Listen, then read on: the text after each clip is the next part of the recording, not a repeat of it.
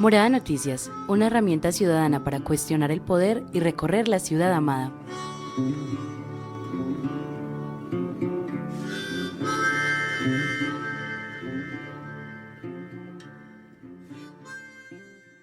Muy buenas tardes para todos y todas. Hoy es viernes y el cuerpo lo sabe porque además este fin de semana celebraremos el Día de Nuestras Madres y por supuesto la invitación no solamente de todos nosotros como ciudadanos, sino también de la Alcaldía de Medellín es quedarnos en casa. Incluso por eso decretaron toque de queda y ley seca este fin de semana.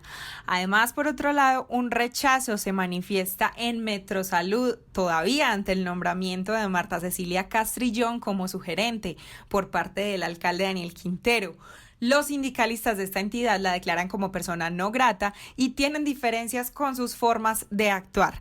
Además, el área metropolitana es posible que vuelva a tener la misma cifra de pobreza extrema que tuvo en 2002, la cual fue del 36.5% de la población. Y así lo dice un estudio realizado entre la Secretaría de Desarrollo Económico en alianza con la Universidad EIA, EAFIT, Universidad de Antioquia, la Gobernación y la Cámara de Comercio. Tanto empleados como gobernantes están muy preocupados por las condiciones de la salud en Antioquia, las de los hospitales.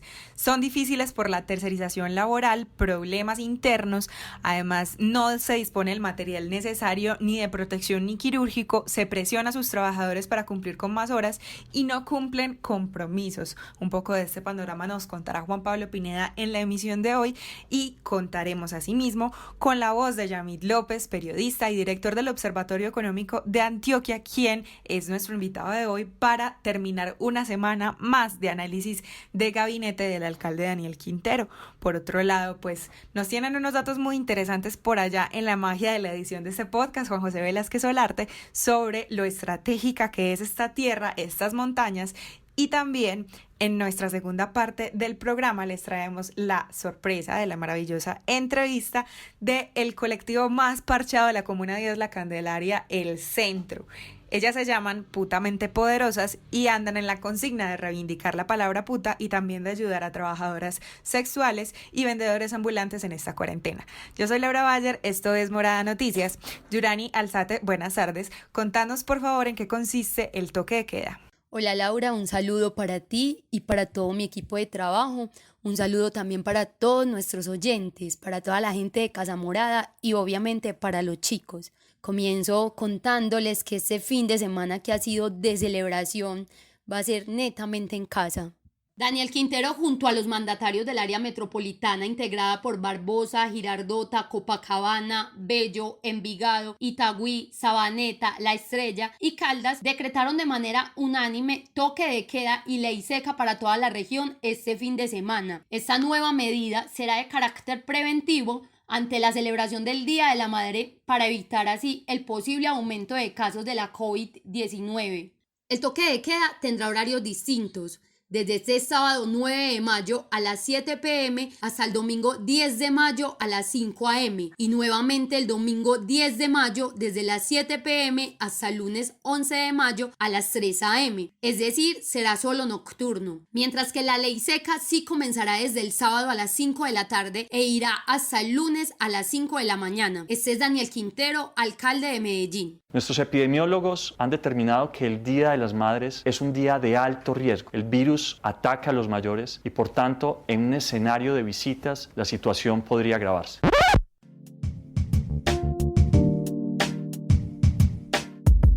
Un minuto de vida porque nada justifica el homicidio. A esta ciudad lo que le hace falta es un minuto de vida, algún día, cada hora con sus 60 minutos. Decidimos poner esta sección de la campaña No Copio de Nada Justifica el Homicidio inmediatamente después de las declaraciones del alcalde Daniel Quintero, porque realmente la medida que tomaron las autoridades del toque de queda este fin de semana no necesariamente tiene que ver con la prevención del COVID, aunque claro que ayuda, sino que también tiene que ver con la prevención del homicidio. Sabemos que el fin de semana del Día de la Madre es uno de los más violentos en Medellín y en toda Colombia, y por eso rescato la medida y también comienzo hablándoles de las 4 personas que perdieron la vida ayer en Medellín a causa de la violencia homicida. Este jueves 7 de mayo de 2020 en la comuna 3 Manrique, en el barrio Manrique Oriental, asesinaron a Johan Sebastián Castrillón Berrío y a Manuel Alejandro Hernández Pérez. Tenían 24 y 35 años respectivamente y fallecieron en hospitales después de que los hirieran con armas de fuego. Además, en la comuna 4 Aranjuez, en el barrio Miranda, Luis Emilio Cárdenas Orrego fue asesinado, un hombre de 50 años que era profesional en matemáticas y administración. También con un arma de fuego le arrebataron su vida. Y en la comuna 90, el corregimiento de Santa Elena, en el barrio Medialuna o la vereda Medialuna, asesinaron a un hombre de 72 años, José Luis Londoño Beltrán. También le arrebataron su vida con un arma de fuego y ellos engrosan la lista de 123 seres amados que nos harán falta durante el 2020 y que la violencia homicida nos ha arrebatado. A todos ellos, su familia, sus amigos los extrañan. Y son ciudades posibles que no conoceremos. Por ellos, especialmente siempre por Miguel Ángel Marín Arango, nuestro adolescente asesinado, dedicamos un minuto de vida.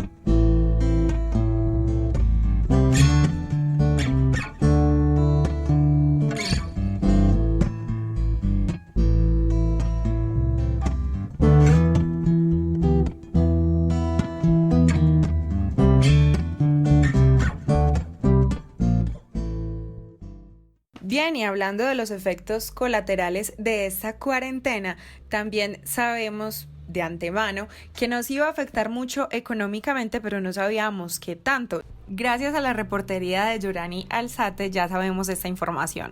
En el caso de la ciudad de Medellín encontramos que un día de cuarentena cuesta alrededor de 84.000 millones de pesos y en conjunto una cuarentena de 30 días puede costar alrededor del 4% del Producto Interno Bruto de la ciudad. Adicionalmente, también notamos cómo alrededor del 40% del empleo del departamento se encuentra en riesgo por las restricciones de cuarentena y que si ese empleo hipotéticamente se destruyera, podríamos estar enfrentando un aumento en el número de hogares en condición de pobreza extrema igual al del año 2002. Es decir, los costos de la cuarentena no solamente se traducen en pérdidas económicas, sino que también se traducen en lo más importante, en pérdida de empleos y en pérdida de bienestar social.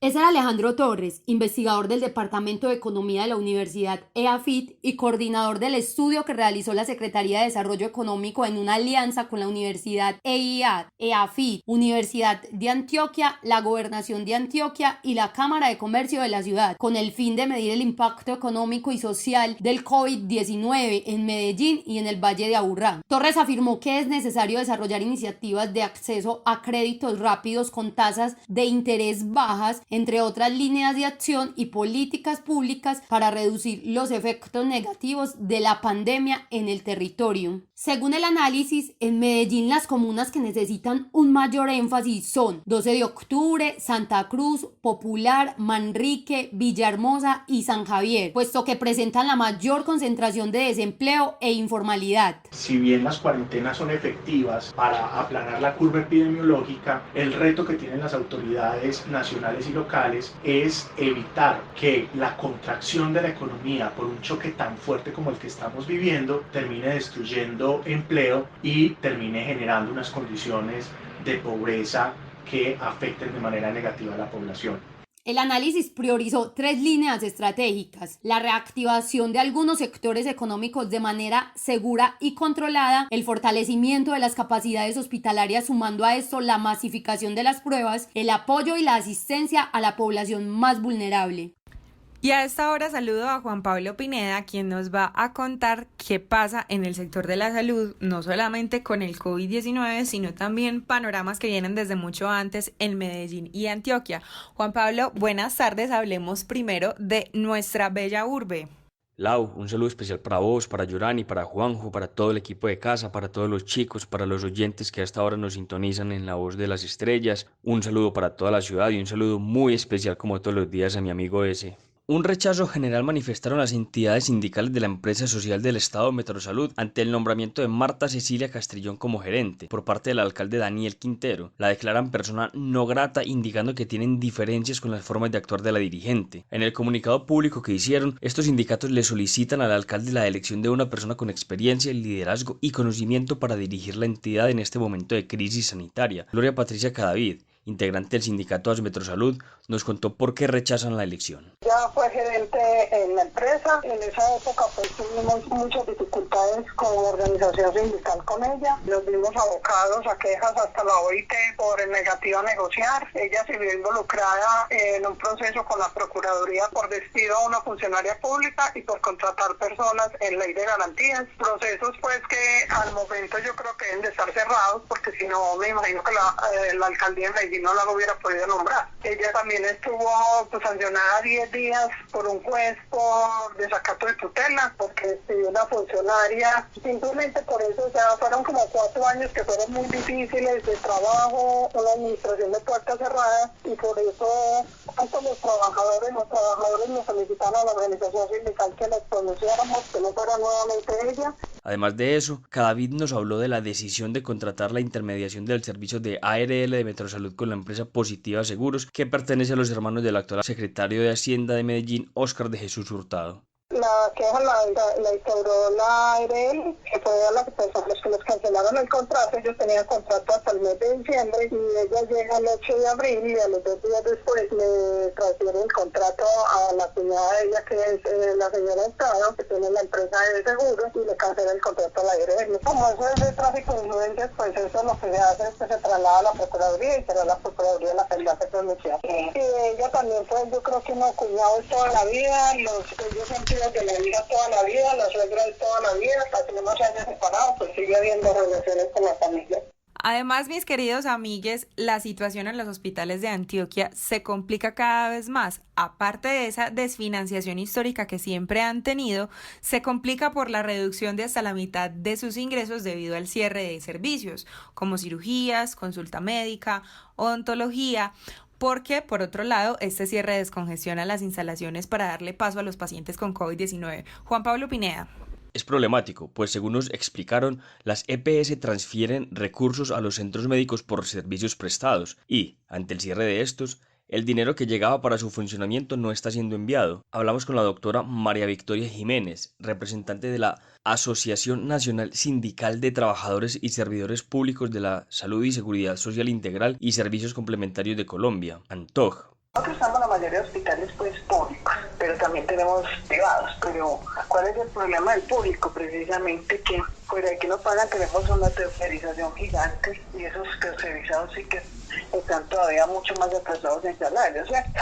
Fuera de lo que después se nos va a venir a nosotros con esas demandas de esos tercerizados, que obviamente pueden demandar por contrato de realidad. Tenemos ejemplo, el Federico Lleras de Ibagué. Ese hospital, por ejemplo, casi que está en la quiebra, pero fueron una punta de demandas de contrato de realidad, precisamente de la gente que estaba tercerizada. ¿Por qué? Porque cuando un contrato de realidad falla, obviamente que hay que pagar igual que una persona de planta. Entonces tenemos unos intermediadores que están quedando con parte de la plata que debería ser si la gente estuviera directamente en las plantas del público. Incluso hemos hecho a veces en algunos hospitales, por ejemplo en Santa Fe de Antioquia, hemos hecho incluso el ejercicio de mirar cuánto se le paga el contrato sindical y qué sería con la gente en planta, y es casi exactamente lo mismo. O sea que eso más que todo la contratación de nosotros ha sido politiquería. Entonces nosotros fuera hay que tener una tercerización, con esa tercerización que pasa, los procesos de nosotros se caen cada rato. La doctora Jiménez expresó que la corrupción es muy elevada en el sistema, lo que no permite un adecuado funcionamiento de los hospitales, especialmente de los públicos. En ese sentido, nos habló también de los elementos de protección y nos dio un ejemplo de una entrega de material por parte de una ARL al Hospital de México. Si nos vamos ahorita a la burla que están haciendo las ARL, porque las ARL lo que están dando son cosas mínimas. Por ejemplo, Hospital de México, la dotación que dio la ARL fueron 4 tapabocas N95 y 200 guantes, y como la caja se pasaba de 200 guantes, abrieron la caja y le sacaron el resto de los guantes. Eso no tiene ni presentación. Les recordamos que, por decreto del Ministerio de Salud, las ARL están obligadas a dotar a los hospitales del material de bioseguridad necesario, para lo que deben invertir 21.000 millones de pesos aproximadamente. Sin embargo, la doctora nos contó que muchos hospitales han devuelto el material recibido por ser de mala calidad. Por otra parte, la inyección de dinero anunciada por el gobierno nacional, según la doctora Jiménez, resulta ser realmente un adelanto para las instituciones y no un dinero agregado al presupuesto de salud en Colombia. También hay presiones para que los trabajadores renuncien a horas, pero no horas de trabajo, sino de sueldo, y no se han dado capacitaciones adecuadas para el manejo de la situación, nos contó la doctora. En medio del aumento de casos y muertes por COVID-19, los trabajadores del sector salud siguen reclamando garantías, tanto para ellos como para los hospitales en el que trabajan. Con el hashtag Oxígeno para los hospitales, el gremio realizó ayer una manifestación en Twitter protestando por la difícil situación. Morada Noticias quiere destapar las cartas que la alcaldía tiene boca abajo. Barajemos y veamos qué hay detrás de la elección del gabinete municipal. Lau, y para nuestra entrevista de análisis de gabinete, hoy les traemos a los oyentes la voz de Yamid López. Él es un periodista, comunicador y diseñador de la ciudad que trabaja temas sociales y económicos, dedicado a defender a los trabajadores y la soberanía del país. A mí no me gusta nada el plan de desarrollo de Daniel Quintero. Yo lo definí como Federico Gutiérrez 2.0, es básicamente lo mismo. El Valle del Software tiene 3 puntos que son internacionalización, talento y emprendimiento, que es lo mismo que tenía Federico Gutiérrez, y es convertir a Medellín, pero este tiene una cosa diferente, es que quiere convertir a Medellín en una maquila de desarrolladores de software. Es una cosa que ya se ha hecho en Honduras, que se ha hecho en otros países así como la India. Aquí ya hay empresas como Tata Consulting Service, que es para pagarle menos a los desarrolladores de lo que se le puede pagar en Mandalore o en Nueva York. Pero lo que me parece peor es que teniendo esta crisis del COVID, todavía sigan insistiendo en que el desarrollo de una ciudad depende de cómo nos insertamos en la economía global, y eso es una tontería, porque si nosotros estamos pensando de manera macro, nosotros también hacemos parte de la distribución internacional del trabajo, entonces nos toca a nosotros la parte pobre de lo que le toca, por ejemplo, a un país como Corea del Sur, Singapur, Alemania, y es hacer códigos mientras ellos hacen impresoras 3D y todas esas cosas. Entonces, internacionalizar la economía es básicamente someterla a lo mismo que se ha sometido siempre. Eso es el Valle del Software. Pero una de las cuestiones importantes para convertir a Medellín en el Valle del Software es la transformación educativa, y eso me parece súper grave lo que está haciendo Daniel Quintero. Están hablando de que los PEI todos están malos, de que los proyectos educativos institucionales tienen que ser transformados el 100% por la Secretaría de Educación. La secretaria es Alexandra Godelo, que ni quita ni pone, pues es una pelada súper joven ahí. Hablan, por ejemplo, que la educación no debe ser basada en el conocimiento, sino en las competencias. Lo que están haciendo es pauperizando la calidad de la educación en Colombia, básicamente para adaptarla a las necesidades de un mercado global en el que nosotros no podemos competir seriamente. Si nosotros quisiéramos, por ejemplo, ser un Valle del Software, antes lo que debería haber es educación de altísima calidad, educación basada en conocimiento, industria manufacturera que la pudieran sostener fuertemente. Aquí había, por ejemplo, Sofasa se está quebrando, aquí estaba Michelin, Mazda, todas esas empresas se fueron yendo de Colombia por el Tratado de Libre Comercio con Corea del Sur. Sale más barato traer el carro que ensamblarlo. Entonces lo que estamos haciendo es siendo maquilas de una gran empresa. Incluso se habla de los OVP, que es una pendejada en inglés para decir que lo que quieren es empresas satélites de grandes multinacionales aquí en Medellín. Para eso es el bilingüismo, no para que el pelado desarrolle la mente en cultura, es para que sea parte de una maquila de una multinacional. Bueno, cuando se eligió Alberto Uribe no se podía desde el principio, porque Alberto Uribe es una persona con más de 70 años y nadie con más de 70 años puede ocupar un cargo público, sobre todo una secretaría de 75, creo. Pero Alberto Uribe fue el que modificó la Universidad de Antioquia para ese tipo de cosas. O sea, él obviamente estaba de acuerdo con el modelo de desarrollo de Daniel Quintero. Es que la Universidad de Antioquia a pesar de que la Universidad de Antioquia sí tiene ciencia, sí tiene tecnología, no es esa carreta de ruta N, pero la Universidad de Antioquia avanza en lo que tiene que ver con la aplicación de la Ley 30, de toda esa destrucción del aparato de educación pública que teníamos en Colombia. No cambia nada, al final el que manda es, o sea, esto es como una banda, ¿no es cierto? Daniel Quintero y el Grupo Empresarial Antioqueño son como el tipo es el que tiene la batuta, el director de la orquesta. Un secretario es si quitan un tipo de una guitarra o ponen otro, al final tiene que hacer es lo que dice el director de la orquesta. ¿Cómo es la relación de él con los secretarios? Yo realmente no sé, y no me importa tampoco, porque ese no creo que sea un tema fundamental en cómo él se relaciona con los secretarios. Sí te podría decir una cosa que a mí me parece altamente sospechoso, que todos los secretarios sean tan jóvenes. Me parece que están poniendo ahí es a la cuota de alguien más,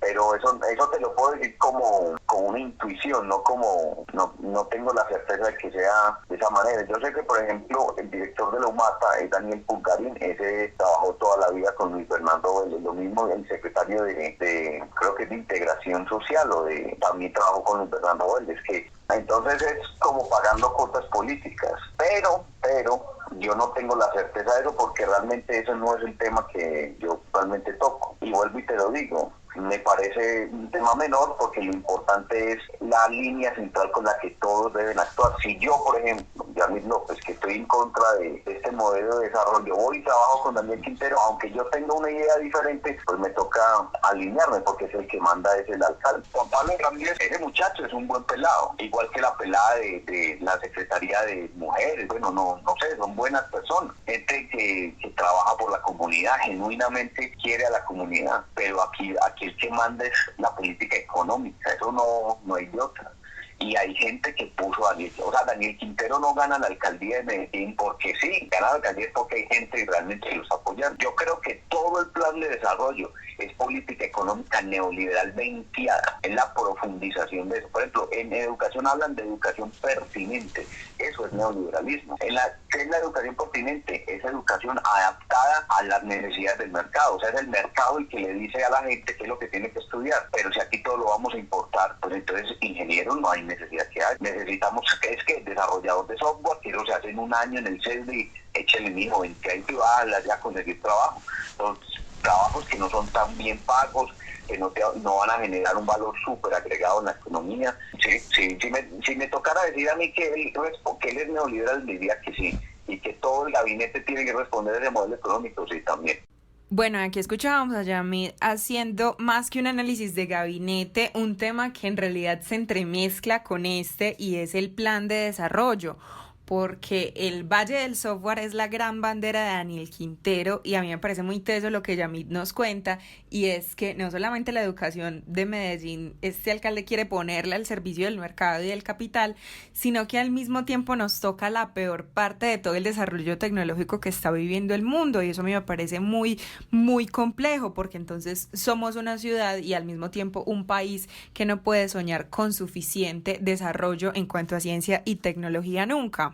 Además, desde que recuerdo muy bien cuando Morada Noticias entrevistó a Daniel Quintero, que él nos decía que su estrategia para sacar a los pelados de la criminalidad era ponerlos a desarrollar, y se ganaba mucho más desarrollando que en las estrategias del combo de microtráfico en los barrios. Pero yo pregunto, para ser desarrollador, ¿cuántos años se necesita estudiar?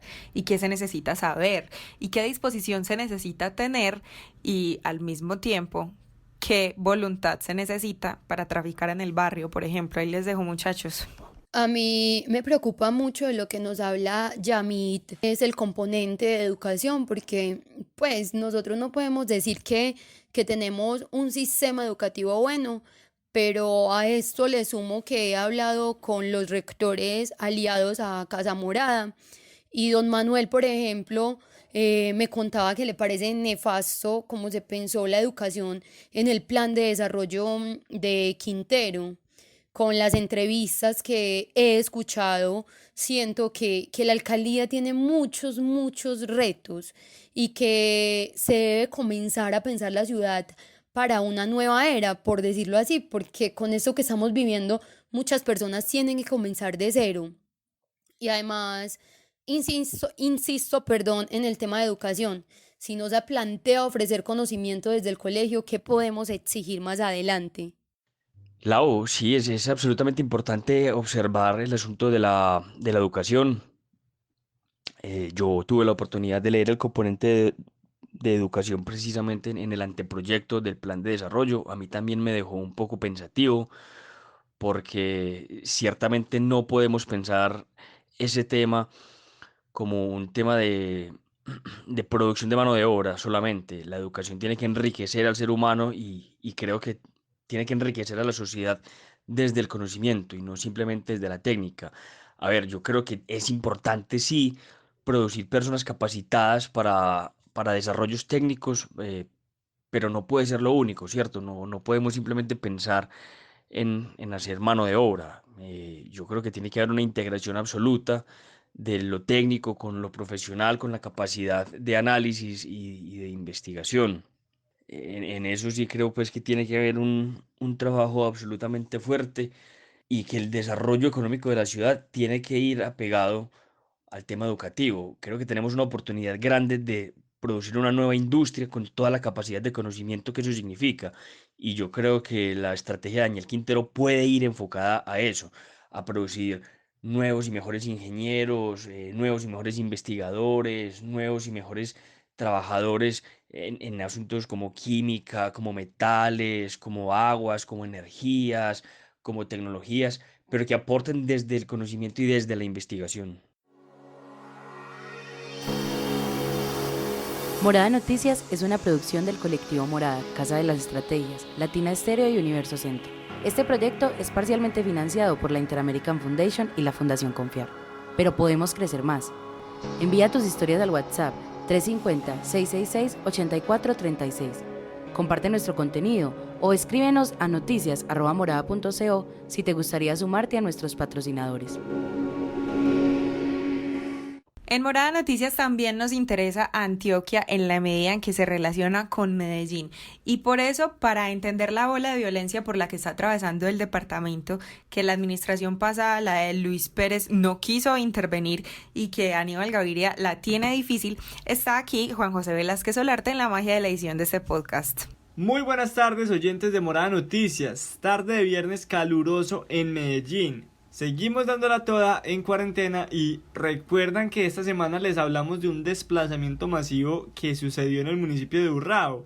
Lo que pasa es que varias subregiones de Antioquia sucumben ante los enfrentamientos entre grupos armados ilegales y esto no es porque sean de malas en estos territorios. Hoy les vamos a contar por qué Antioquia es un sitio tan estratégico para la criminalidad. Datos para combatir al poder.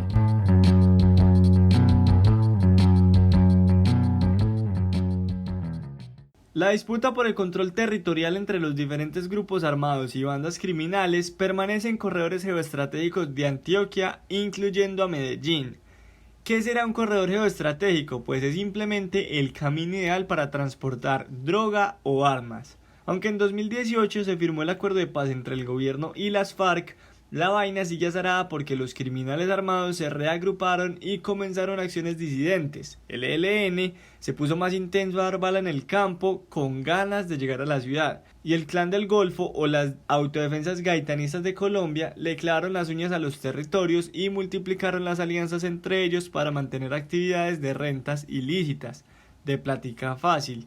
Además persiste el control territorial en las ciudades por parte de combos y bandas delincuenciales. Bienvenidos a una nueva era de presión e intimidación basada en violencia sobre comunidades rurales y urbanas, amenazas a líderes sociales, defensores de derechos humanos, en particular mujeres, jóvenes, comunidades indígenas y afrocolombianos. En pocas palabras, la presencia de actores armados, el cultivo de plantas de uso ilícito, la ruptura de alianzas criminales, la minería a gran escala, el microtráfico, la construcción de megaproyectos y la débil presencia de las fuerzas del Estado, del ejército y la policía, que son quienes nos deberían proteger, hacen que la violencia sea evidente especialmente en el Bajo Cauca, norte, nordeste, occidente y suroeste antioqueño. Hay una pelea constante por estos territorios porque son estratégicos al estar tan cerca de lugares como la Serranía de San Lucas y el Nudo del Paramillo. Pero además, algunas sirven como vía de acceso al Urabá antioqueño, o sea, la salida al mar. Lo que les voy a contar está basado en una investigación realizada por la Universidad de Antioquia. Tanto en el Bajo Cauca como en el norte del departamento se concentran los cultivos de coca. Antioquia tuvo casi 14.000 hectáreas de coca en 2017, pero supongamos que eran solo 100 para que entiendan las proporciones. De esas presuntas 100 hectáreas, 53 estaban en estas dos subregiones. Cáceres y Tarazá concentraban la mayor parte de los cultivos con más de 5 hectáreas, cultivadas, ya no presuntas. Por otra parte, en el norte, los municipios estratégicos son Toledo y San Andrés de Cuerquia, pues se han convertido en la puerta de acceso para la banda delincuencial Pacheli, grupo que estableció vínculos con desertores de las FARC que ahora hacen parte del Clan del Golfo. El nordeste cuenta y ha contado siempre con una presencia alta de grupos armados ilegales y la razón es el corredor hacia el Magdalena Medio y la actividad de economías ilegales, la minería del oro y cultivos de coca. Heliconia y Armenia son también puerta a la criminalidad, pues hacen parte de la ruta que conecta al occidente, al suroeste y al valle de Aburrá. San Antonio de Prado, en Medellín, es la salida que le da vía a la capital con ambos municipios, por eso es una ruta pertinente para el Clan del Golfo.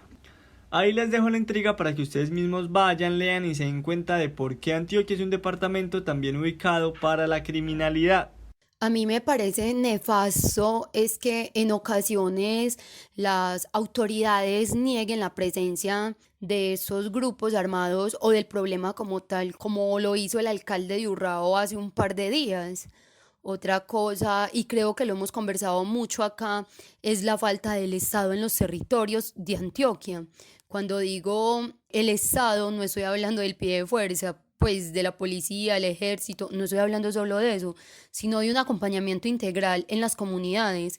Estoy segura de que si las personas sienten más acompañamiento, más oportunidades, no buscan como la opción de ser parte de esas filas. Parece que criticamos y lanzamos juicios, pero hay personas que no les queda otra salida y yo no estoy justificando esas acciones, solo que no podemos esperar a acabar con grupos armados si la sociedad no tiene oportunidades para hacer diferentes actividades. Yurani, ¿y esa sociedad no será muy atenida a lo que haga el Estado? ¿Qué dice Juan Pablo? Pues no entiendo por qué dices lo de atenidos, mi querida Laura Marta Lucía. ¿Será que están atenidos a esperar a ver qué hace el gobierno, qué hace el Estado y serán unos perezosos que no hacen nada por ellos mismos?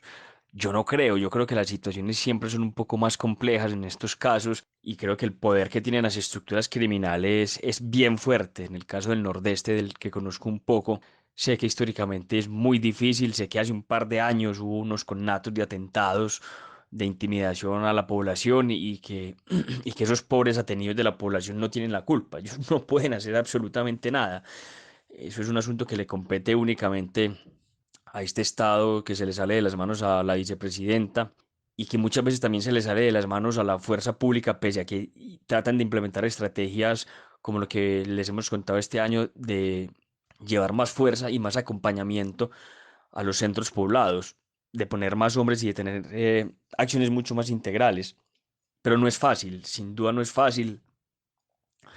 La solución uno no la ve cercana y tristemente tampoco la ve posible en muchos casos. Ese es un cóctel muy extraño y muy agotador para un país que está cansado de tanta violencia, pero que no sabe cómo resolverla y que en algunos momentos pareciera no querer resolverla. Esta es la canción del día, patrocinada por Ciudad Frecuencia.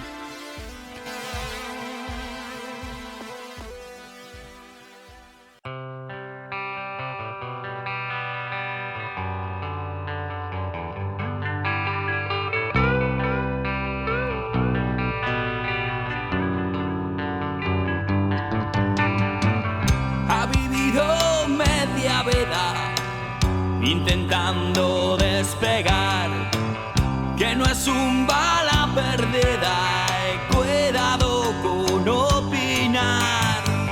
La vida pasa deprisa, casi sin darnos ni cuenta, que por mucho que se diga, siempre hay una puerta abierta.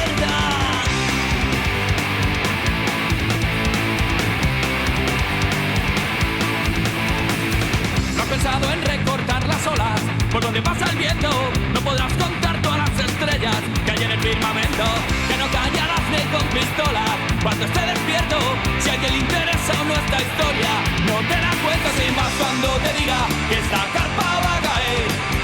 Tiene amigas que entre dunas no vas a poder coger, y sin más cuando te diga que esta carpa va a caer.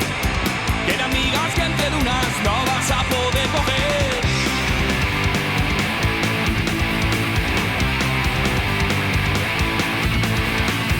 Complicado una sonrisa que te hace naufragar. Cualquier cosa que me pides voy corriendo y sin dudar. Igual luchan las hormigas que se te abre la cabeza, harto de escuchar movidas que ya no me dan vergüenza. Y más cuando te diga que esta carpa va a caer. Tiene amigas que entre dunas no vas a poder coger. Sin más cuando te diga que esta carpa va a caer. Tiene amigas que entre dunas no vas a poder coger.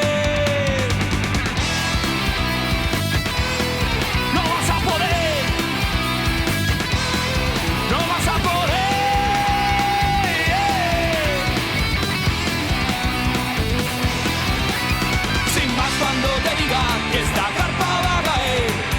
Tiene amigas que entre dunas no vas a poder coger. Sin más cuando te diga que esta carpa va a caer.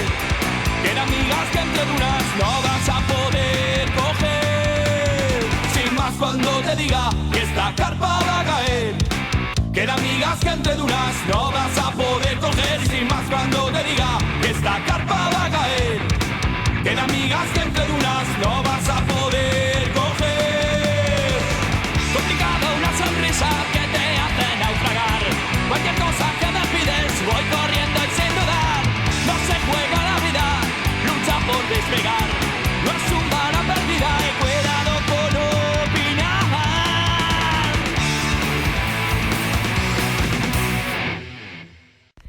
Este viernes de Morada Noticias está muy chimba con Media Barra, la canción de Delito y Medio, nuestra canción del día. En el episodio de hoy, del viernes 8 de mayo de 2020, les contábamos las historias de que hay toque de queda este fin de semana por el Día de la Madre en Medellín, que infortunadamente ayer, jueves 7 de mayo de 2020, asesinaron a 4 personas en la ciudad. La cuarentena no frena la violencia.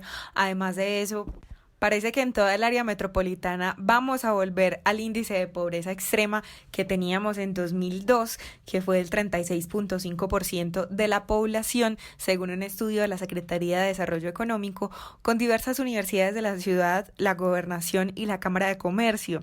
Asimismo, les contamos el rechazo que está generando en los sindicatos el nombramiento de la gerencia de Metrosalud, que está en manos de Marta Cecilia Castrillón, y también todo ese sufrimiento que llevan los hospitales en Antioquia por sus difíciles condiciones, tercerización laboral, problemas internos, poca disponibilidad del material necesario de protección y quirúrgico, además más horas sin paga para los trabajadores. Todas estas noticias y más noticias las pueden encontrar en nuestro podcast en mixcloud.com/moradaestéreo, y también lo difundimos a través de todas nuestras redes sociales. Facebook Morada Colectivo, Twitter @Morada Noticias. Por ahí nos pueden seguir para recibir nuestro contenido también, y como hoy es viernes, al final de esta semana les entregaremos los titulares rapeados, como siempre con nuestro editor de Ciudad Tráfico MC, así que si los quieren recibir, por favor escríbanos al WhatsApp 350-666-8436. Para mí es tiempo de presentarles a las capas, las grosas, las superpoderosas, pero más que súper se merecen la palabra putamente poderosas. Ellas son un colectivo que se fundó hace casi 8 años y su mayor campo, su mayor zona de intervención está en este momento en el centro de Medellín, porque son quienes en esta cuarentena están velando por la estabilidad, la vivienda digna y la alimentación de trabajadoras sexuales y vendedores ambulantes en la Comuna 10, La Candelaria. En la siguiente entrevista escucharemos las voces de Melissa Toro, fundadora del colectivo, y también de Isabela Villegas, que junto con otras 5 mujeres lideraron la campaña de la que les hablamos la semana pasada, de la noche a 10.000. Esta es nuestra conversación de arte, ciudad y amar. Conversación de arte, ciudad y amar.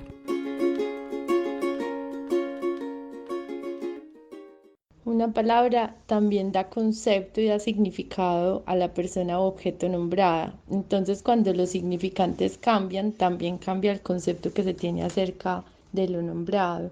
Entonces nosotros exacto queremos eso, empezar a resignificar esa palabra para que ellas entiendan el valor de ellas mismas y se den otro significado también a sí mismas. Y lo mismo con la ciudadanía, pues, y la sociedad. Las mujeres putamente poderosas nacimos de la unión y el encuentro con el proceso de las guerreras del centro. Éramos las mujeres que estábamos detrás y haciendo toda la gestión de este proceso tan bonito como es las guerreras del centro. Y el año pasado, en noviembre, entendimos que nosotros teníamos filosofías y misiones y visiones muy diferentes a las de ellas y veíamos que ellas ya estaban aptas para seguir su proceso como colectivo ellas y nosotras decidimos darle continuidad pues como a nuestro trabajo y a nuestra labor social y de ahí fue donde nació Putamente Poderosas, el no podernos quedar calladas ni quietas y seguir pues impactando a esta población. Siempre hemos pensado que los movimientos sociales son la respuesta a los problemas sociales. Entonces de ahí surgió toda esta iniciativa y donde seguimos pues como las mismas chicas del grupo y se nos unieron 3 más en este nuevo proceso. En total ya somos 8 mujeres. Bueno, resulta que hace 2 años y medio yo vi la programación del Museo de Antioquia y había un performance que estaba dirigido por Nadia Granados y en la cual estaban trabajadoras sexuales. Entonces a mí me generó como muchísima curiosidad decidir a verlo y cuando vi el performance, nadie sabe quién soy yo, me enamoré pues como completamente de esas mujeres y de lo que estaban haciendo. Y entendí que había pues como que hacer algo mucho más allá con ellas y también tenía claro pues que las residencias tienden a morir cuando pasa el tiempo, entonces decidí pues como empezar a conversar con ellas, a unirme a ellas, a anclarme a ellas y estuve siendo la directora de las guerreras del centro por 2 años, en el cual en ese proceso en el primer año empecé pues como a buscar un equipo de voluntarios que nos ayudara a hacer posible como todas las gestiones y todas las labores que hicimos por ellas, todo pues como lo que gestamos, las presentaciones en diferentes teatros de Medellín, venta de funciones a empresas, estuvimos en el Festival de Mujeres en Escena por la Paz, pues como todo el sentido que le dimos a la corporación Las Guerreras del Centro lo logramos entre las voluntarias y yo, pero el año pasado, a finales de año más o menos, empezamos a entender que ellas ya estaban listas y preparadas para seguir su camino, seguir su proyecto y su proceso por ellas mismas y nosotros teníamos claro que teníamos diferentes formas e ideologías de ver y entender las cosas. Entonces ahí fue cuando decidimos pues como, digámoslo así, dejar a la dirección a Luz Mary Giraldo, que es una de ellas mismas de las guerreras del centro, y a su hija Rosa, que son como las que ahora están, digamos, direccionando a las guerreras del centro. Y nosotras decidimos que teníamos que seguir trabajando por esta bella labor, pues como que hacíamos, pero necesitábamos expandirnos, no centrarnos en 10 personas, que era lo que sucedía con las guerreras, sino empezar a trabajar en realidad por las trabajadoras sexuales de Medellín. Y también se nos metió en la cabeza la idea loca de comenzar a trabajar con las mujeres trans de acá de Medellín. Entonces, bueno, eso hay una idea que se ha ido estudiando, se ha ido trabajando, se ha ido diseñando y pues entendemos que ahora el nombre, como lo dice, Putamente Poderosas, es eso, es mucho, bastante y es algo expansivo y es lo que estamos siendo en este momento. En este momento las Putamente Poderosas somos un colectivo que no está pues como legalmente formalizado, pero estamos ya haciendo estatutos y adelantando como todo el proceso jurídico para apenas termine la contingencia conformarnos. Nosotras somos 8 mujeres súper poderosas, la cual cada una es un universo completamente diferente, pero encontramos en el trabajo sexual esa coincidencia, esa cosa y ese llamado que tenemos que hacer por esta población vulnerada. Listo, yo soy Melissa Luisa Toro, soy diseñadora de vestuario, pero pues hace 2 años y medio inicié como esta pasión y esta cosa por el trabajo social y sobre todo como por las trabajadoras sexuales. Está Tatiana Cano, que es la publicista que ha sido mi partner ya desde hace muchísimo tiempo, es la que lleva muchísimos más años conmigo en este camino y en este andar. Está Carolina, que es nuestra abogada, pero literalmente es de todera, o sea, nos salva de todas y es como la cabeza y la persona que dice está bien o está mal y es como la que nos da una guía y un entendimiento de hacer bien las cosas. Está Claudia Cután, que es una mujer increíble que llegó el año pasado a nuestras vidas y es como la persona que gerencia muchísimas cosas y que nos da mucha luz verde también, y es también como la parte de conectarse con el mundo, pues como de buscar patrocinios, de buscar alianzas, de operar muchísimas cosas desde lo que ella hace y ella ejerce en su vida. Está María Antonia, que es nuestra comunicadora, que es como la que le ha metido como todo, literalmente todo el power a lo que ha sido pues como la imagen y lo que nosotros queremos mostrar de putamente poderosas. Ella y yo siempre estamos como súper alineadas y llevando un trabajo muy en conjunto de lo que queremos comunicar y cómo lo queremos comunicar, pero bueno, es otra mujer ultra tesa. Está Isabela Villegas, que ella es historiadora y hace parte pues como de los talleres que nosotros tenemos y que por esta contingencia nos tocó parar, pero en este momento es la que lidera Puta Cadeneta y Chisme, que es un espacio que tenemos en el claustro de Confama los miércoles a las 5:30. Está Susana, que sí es psicóloga, pero tiene una pasión completa pues como en la joyería, tiene una marca de joyas con mujeres, madres, cabeza de familia de la onda, tiene un trabajo social muy grande y un recorrido muy fuerte ahí, y en este momento está siendo la directora de la marca de joyería que vamos a lanzar próximamente, donde nuestras mujeres son las diseñadoras de las joyas y Susi es la que lidera toda esa parte. Y está Mariana Rula, que es gestora cultural, trabajó por muchísimos años en la Fiesta del Libro y ahora está liderando nuestro eje literario de lectura y escritura. Siempre he creído como que en la juntanza de las personas, y no solo de las mujeres, sino como de todos los seres humanos, está la grandeza. Y siempre he dado con eso, siempre he dado como con mujeres muy berracas, muy poderosas, llenas de, no sé, siempre les he llamado como polvo de estrellas que hacen ver y me demuestran que en serio juntas sí podemos crear un mundo diferente.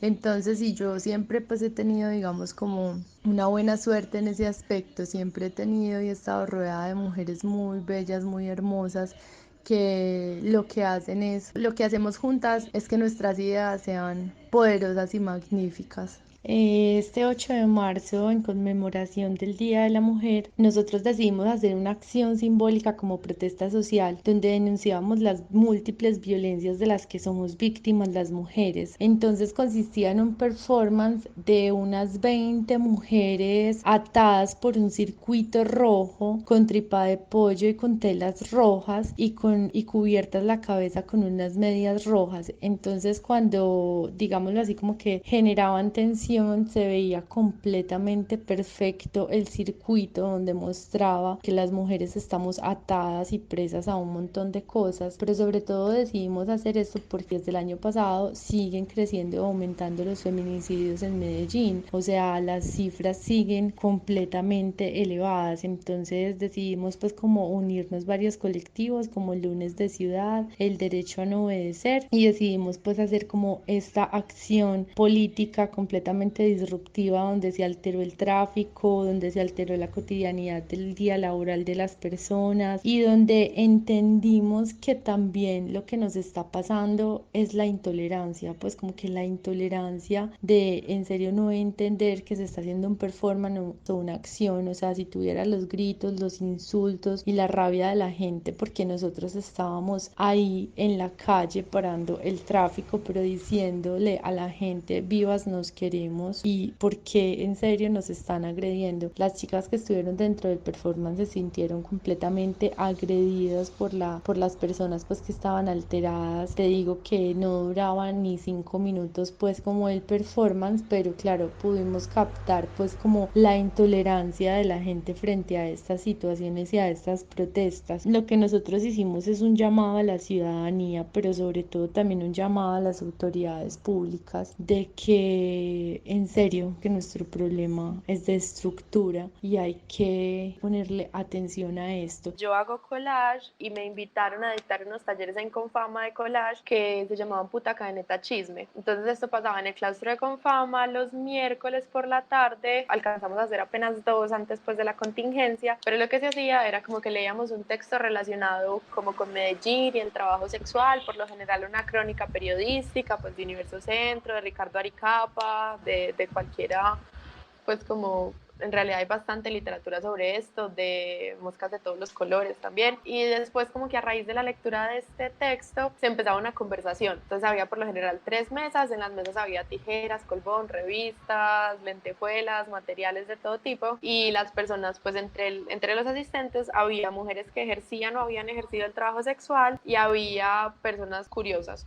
Y que lo que nosotros proponíamos era establecer un diálogo horizontal entre las trabajadoras sexuales y el resto, pues y el resto de asistentes, de modo que se derrumbara un poquito ese estigma que se tiene, porque mucha gente como que ve a las trabajadoras sexuales ocupar el espacio público o hace chistes muy relacionados también como desde un montón de dichos que tenemos sobre el trabajo sexual en nuestra cultura, pero realmente yo te digo, la interacción que se tiene con una trabajadora sexual es mínima. Yo personalmente pues nunca había tenido una conversación con una mujer que pues como que yo sabiendo ejerciera el trabajo sexual. Uno verdaderamente no sabe pues realmente a qué se dedica todo el mundo, pero es muy interesante porque por ejemplo las preguntas siempre partían como un poco desde el cliché de la sobresexualización de ese oficio, como decir no y qué le gusta a los hombres, un montón de preguntas bastante patriarcales, pero luego se iba volviendo algo muy cotidiano, como ve, vos tenés hijos y a ellos qué les gusta y vos qué sabes cocinar, y se terminaba volviendo un poco como que la gente salía y decía huepucha, o sea, yo decía, una amiga incluso me dijo en un ataque de sinceridad, como es que yo antes pasaba y decía,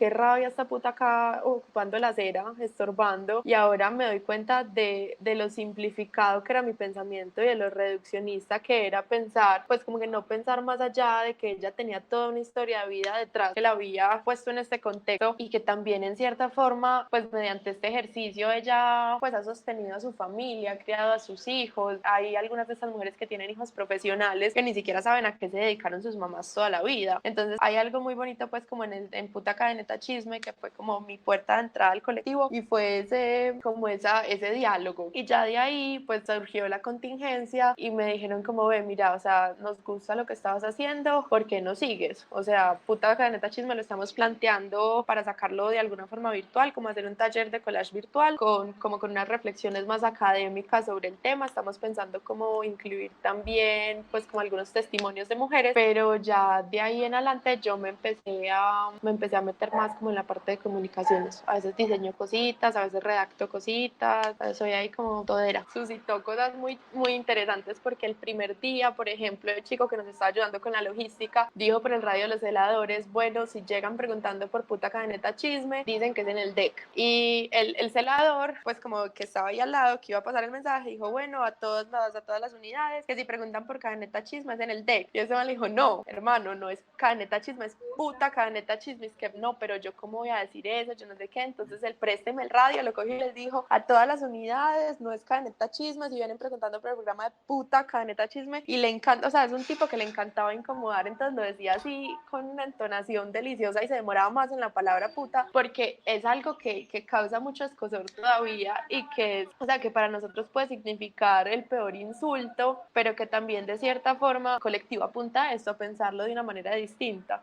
hay unas dinámicas grupales que parecen casi tribales creadas mucho entre estos grupos vulnerables también por el cuidado que se genera en la misma comunidad. Por ejemplo, las trabajadoras sexuales, si tú pasas por la Veracruz, por lo general están mínimo de a dos, o si no está una parada la otra, sí se miran y se reconocen y se cuidan en cierta forma. Entonces, claro, no es como que yo me voy a levantar un día, voy a coger el metro, caer a la Veracruz y decirle, hey, hola, ¿qué más? Es que yo, Blanquita, de universidad privada, quiero venir acá a parchar con ustedes porque es que me parece que sería súper interesante cambiar sus vidas. O sea, van y me dicen, pues esta hijo puta, ¿qué? La verdad, en las palabras más vulgares. Pero, o sea, ese primer acercamiento que hubo como entre Meli y las guerreras se dio por el performance de las guerreras. Ella fue, lo vio, se conmovió muchísimo, lloró, volvió, y Meli es vestuarista escénica, entonces les dijo, miren, a mí me encanta este trabajo que ustedes están haciendo, todo por intermedio de Nadia, que era la artista que estaba haciendo, pues que hizo la residencia con Dinamarca y el performance. A mí me encantaría como que aportarles por medio de mi trabajo, pues de lo que yo sé hacer. Y de ahí se formó como esa relación, y ya después para Putamente pues ya había un equipo que se había ido formando con los años, y por ejemplo para este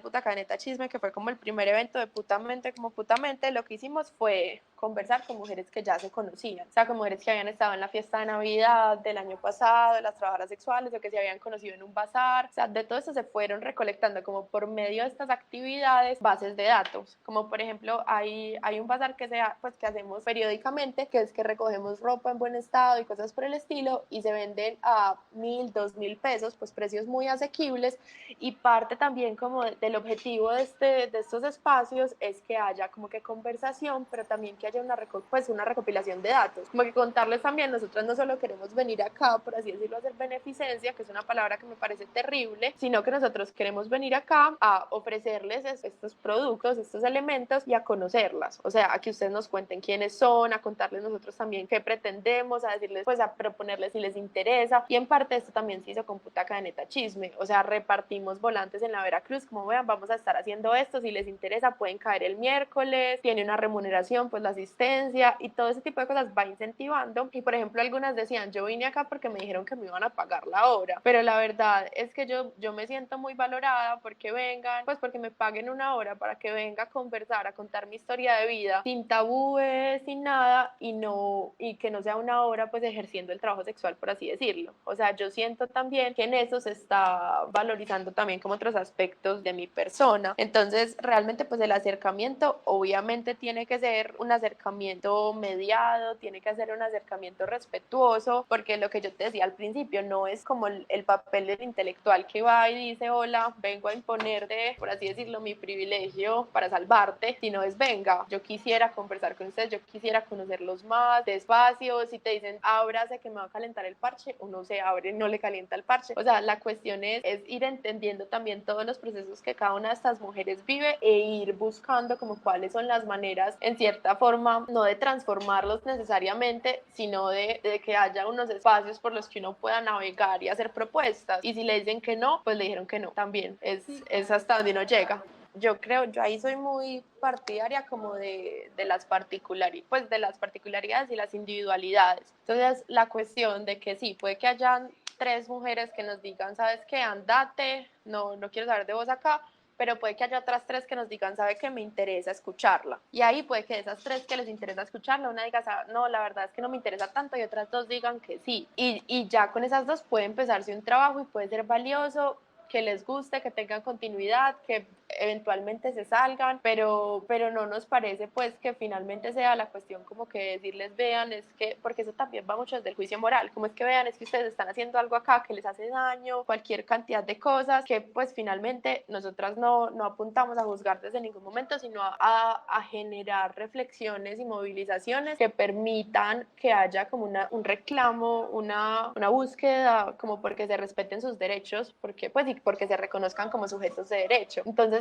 nosotros entendemos pues si unas mujeres no quieren como que adscribirse al programa de Putaca de Neta Chisme, y es perfectamente respetable, pero no porque algunas no se atriban queremos dejar de hacer el trabajo con quienes sí estén interesadas. Y yo estaba hablando hace poquito esto en un podcast que hicimos de Woman's Planning, y es la cuestión de que si nosotras logramos que haya una regulación y un respeto de los derechos de las mujeres que están en condiciones más vulneradas, que quieran, o sea, a mí me mama mucho la palabra empoderarse, pero que quieran como que apropiarse de estas luchas y de estas reclamaciones, eso desencadenará en condiciones mejores para todas. O sea, las chicas que están en los catálogos de universidades privadas que son súper secretos, también podrán de cierta forma beneficiarse de estas regulaciones que permitan, por ejemplo, que una trabajadora sexual haga una reclamación cuando sea vulnerada, porque es que en todas las esferas ocurren las vulneraciones. Entonces, lo que nosotros decimos es, trabajemos con quienes quieran trabajar con nosotras hasta el punto que ellas quieran, démosles el acompañamiento, démosles la plataforma y esto se verán beneficiadas quienes no quieren. Y también, o sea, yo te digo, la acción de tutela le sirve a todos los colombianos y hay muchísima gente que no la utiliza o muchísima gente que no denuncia cuando son vulnerados sus derechos. Lo que nosotros decimos no es como que esto tenemos que lavarle el cerebro a todas para que todas sepan que tienen que aplicar esto, sino es tenemos que trabajar con quienes quieran para que estén disponibles las herramientas y ya que las puedan utilizar libremente quienes quieran, hayan o no hayan trabajado con nosotras. Nosotros veníamos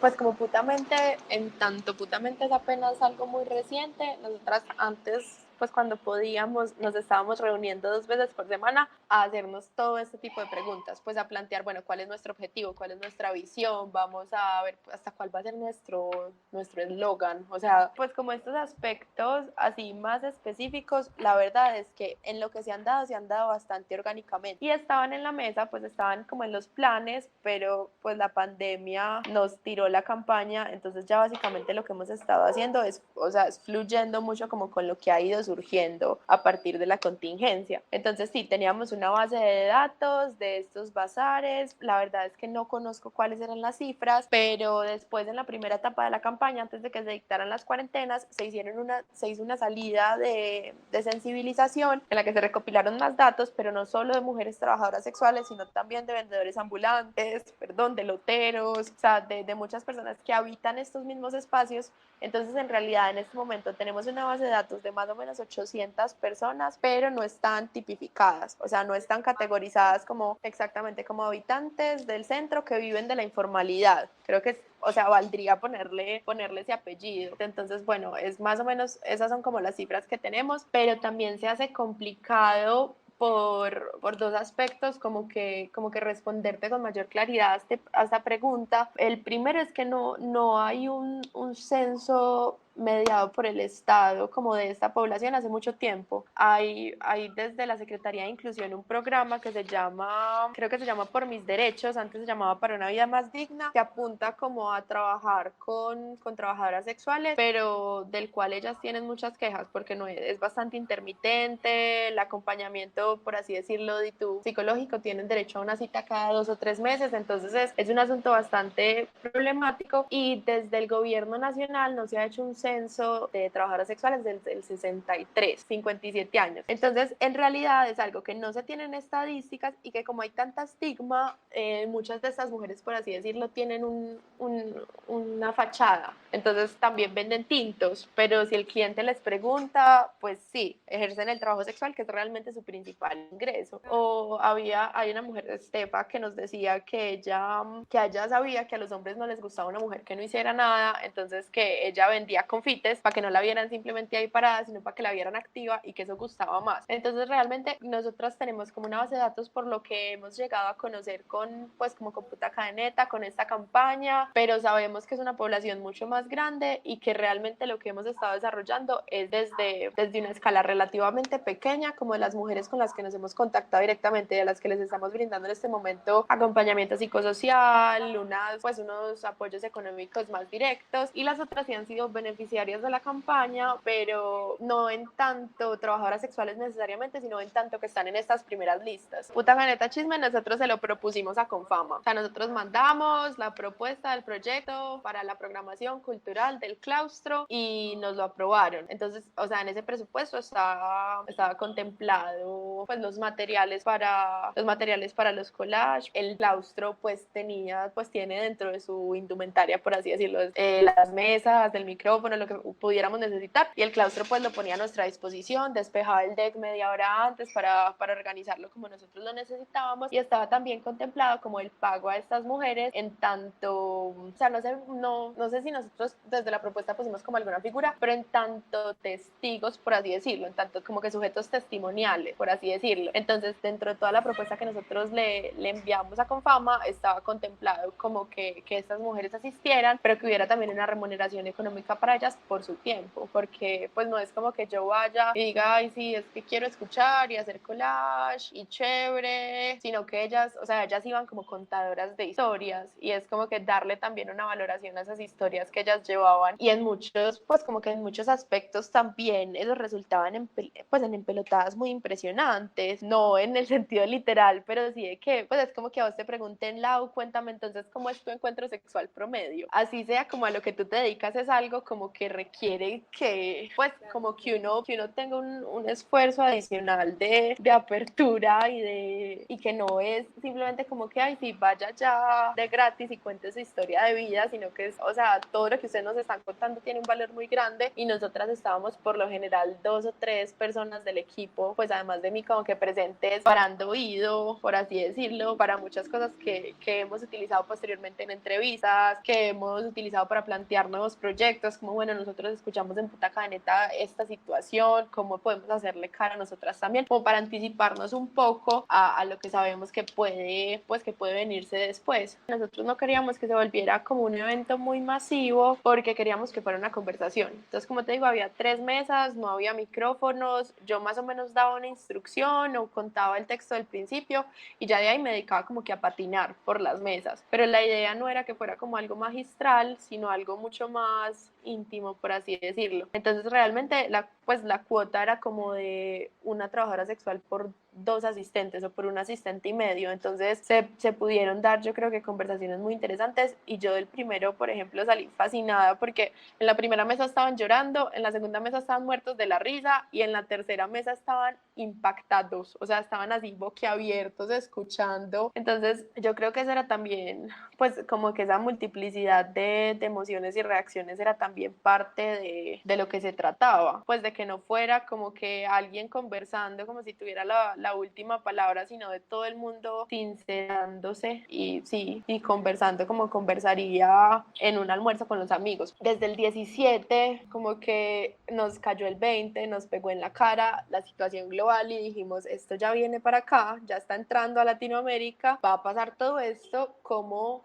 le vamos a encarar? Entonces ese día Meli llamó a Juan Ospina de Universo Centro y dijo, Juan, ¿qué va a hacer esta gente? Y Juan le dijo que va a ser su gente y que van a ser los vendedores ambulantes. Ya, saquemos una campaña, y salió la campaña. Es tan acelerado, yo me río mucho de eso, que ni siquiera le hemos puesto nombre, o sea, ya 1 mes y medio y es la campaña. Entonces, bueno, surgió esta campaña y dijimos, recojamos plata, y que es como la primera necesidad que tenemos. Y dijimos, no sabemos a quién le vamos a dar eso, y no sabemos qué sabe la gente del coronavirus, porque pues uno está acá conectado, más conectado de lo que debería, pues con las medidas de aislamiento, enterándose de cómo lo han manejado en España, cómo lo han manejado en Italia, cómo lo están manejando en Corea del Sur, que son los más duros, cómo deberíamos manejarlo acá, cómo bañarme cuando entre de mercar, o sea, todos los detalles uno los tiene y se vuelve casi que una paranoia pandémica muy miedosa, pero dijimos, bueno, hay que saber pues en qué línea de información están las personas que queremos como que ayudar, y también con eso recopilar información de quiénes son estos que van a estar necesitando ayuda. Entonces ese 17 yo ni siquiera sé cómo lanzamos y dijimos, bueno, acá mucha gente vive el trabajo informal, la situación mundial nos ha mostrado que posiblemente vayamos a entrar en un periodo largo de aislamiento, entonces vamos a recoger un dinero porque sabemos que estas personas se van a embalar. Sacamos eso, en el primer día recogimos creo que 6 millones de pesos más o menos, o sea, fue una respuesta súper rápida de la gente, y al otro día, el 18, se hizo esa salida, conseguimos creo que 200 o 300 antibacteriales, tapabocas, creo que como 10 personas salieron al Parque Bolívar, fueron a la Plaza Botero, fueron ahí a la Veracruz, fueron al Parque Berrío, y empezaron a conversar con la gente, a decirles, bueno, ¿ustedes qué saben del coronavirus? Y empezaron a salir, Laura, unas cosas que luego me contaban, yo no estuve ese día porque yo tenía gripa, entonces yo dije, si salgo y ya tengo el coronavirus, ya maté a medio Medellín. Entonces Meli llegó a la casa a contar y era como que no, una señora aseguraba que ese día por la mañana ya la habían vacunado contra el coronavirus. Nunca supimos qué le pusieron a la señora, pero ella recontrajuraba. Otra señora decía que a ella le habían contado que iba a pasar un helicóptero de la alcaldía fumigando para el coronavirus. Otro señor decía que eso del coronavirus llegaba en avión, entonces que cerraran los aeropuertos y los dejaran trabajar porque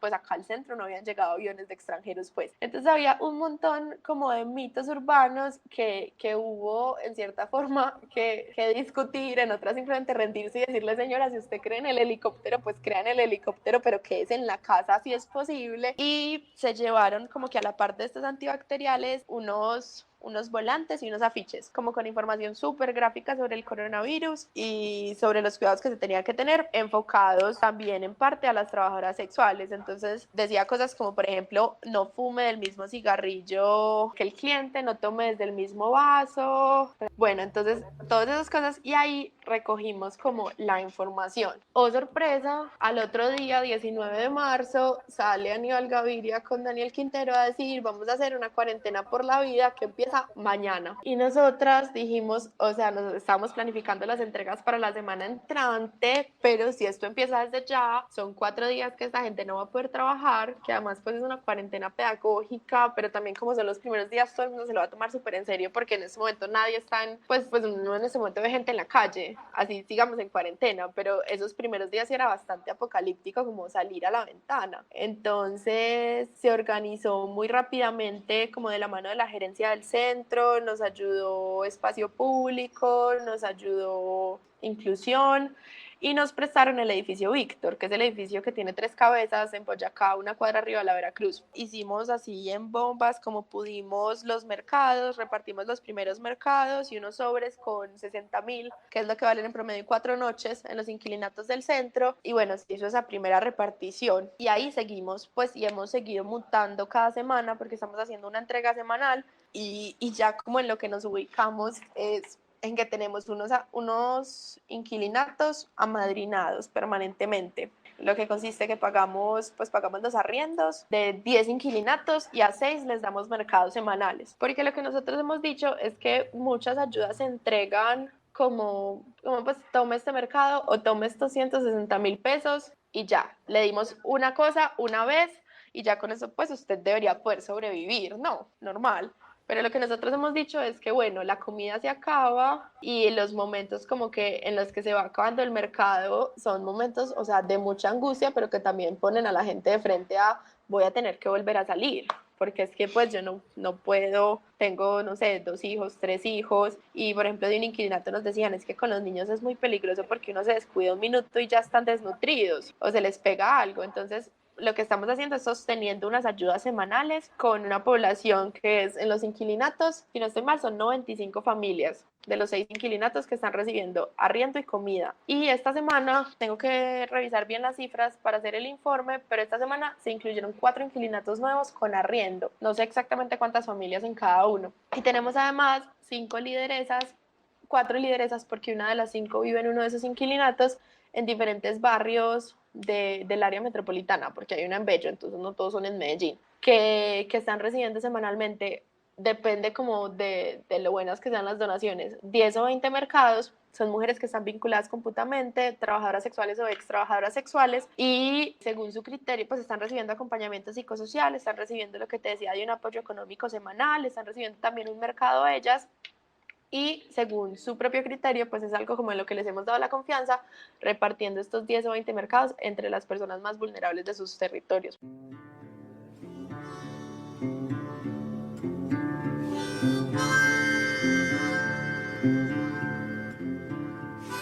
Morada Noticias, una herramienta ciudadana para cuestionar el poder y recorrer la ciudad amada.